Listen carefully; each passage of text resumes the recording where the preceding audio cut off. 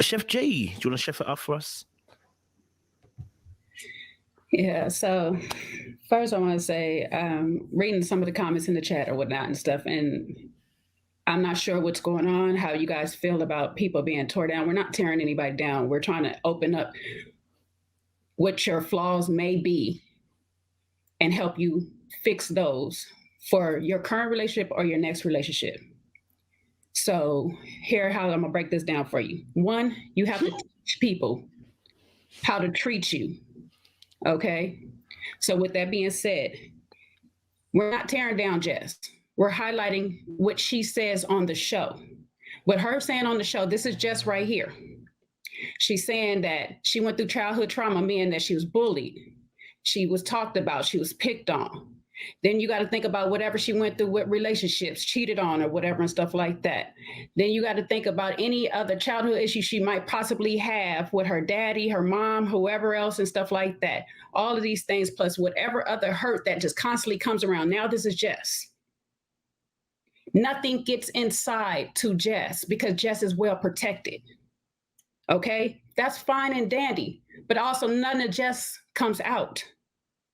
We don't get to see who Jess really is. Everything Jess does is surface because the real Jess is protected inside of here. So until Jess decides to open up her hands like she's supposed to, reach to God like she's supposed to, she can't receive any message, any love, anything because her hands is tight and full. And that's for anybody else that's up in these comments that's feeling like we tearing her down. No, we're trying to help her. We're trying to help her see where she's going wrong. She wants to be with this man. She loves this man. But as long as she keeps doing like this with this man, it's going to always be like this with this man. She wants to be like this with him. So every time he opens up and she's like this is all that's going on. It's that paper, rock, scissor thing. We're not going to win this way. It's just like in the beginning of it, when he come down the steps and stuff like that, he say one thing, she hears another thing. He goes, sometimes the energy is bad. Oh, so I stress you out. That's not what I said, baby girl. The energy may be bad. It might not be to you. But see, them childhood insecurities keep creeping back out every time. You got to pull them back in. You got to pull them back in. Because this man is not picking on you like that. He deep down loves you. Every confessional he has, he's thinking about you. Even when he's pulling his arm away and he's trying to be in the moment with this date he's on, he has you in the back of his mind. But you are so insecure that you want to keep going tit for tat with him just to one-up him to stay in this little tight little bubble so you won't get hurt again. Love may hurt. Being in a relationship, yes, it may hurt. Being married, yes, it will hurt.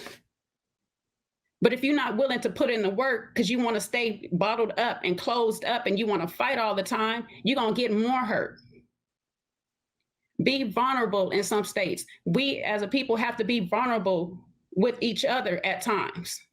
So sometimes when we tearing people down, it's not just to be tearing people down and stuff like that. We here building them up. This is not that platform.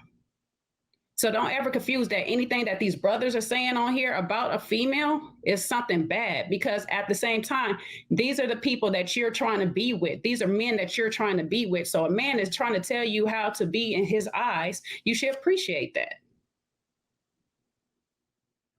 And so, like, you know what I'm saying? I know we're supposed to stay on topic on what the show is about and stuff like that, but this is, we here to help each other, one another and stuff like that. And if you don't appreciate the help, you know, hey, God bless you.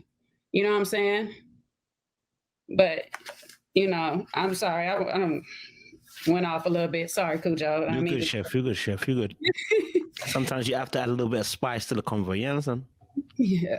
You're good. You're good. I mean, to be honest, I think you've spoken quite well. I think, you know, this what we've seen with Jess, it's not uncommon, not just with women, but men too. You know, we're looking at people from a behavioral perspective and trying to really analyze them. This is why I love having you guys on the panel, because we're not here to do tea. We're here to break down what behaviors we're seeing, to see how best we can help people grow from those moments. And I think what we saw, what I appreciate was being able to see Jess talk to Dr. Nicole about where her issues were stemming from, right? Because I think sometimes you know where your problems are coming from, but maybe admitting it out loud kind of brings that realization that actually I'm going through some things, you know, and actually this is why my behavior is the way it is. And you're absolutely right. We don't get a pass. You don't get a pass. You don't get an excuse. But at least now we can start to kind of change some of the behaviors that are going on. And I think for a long time, what was happening is Jess was kind of being reactive rather than proactive. And what I mean by that, in a sense of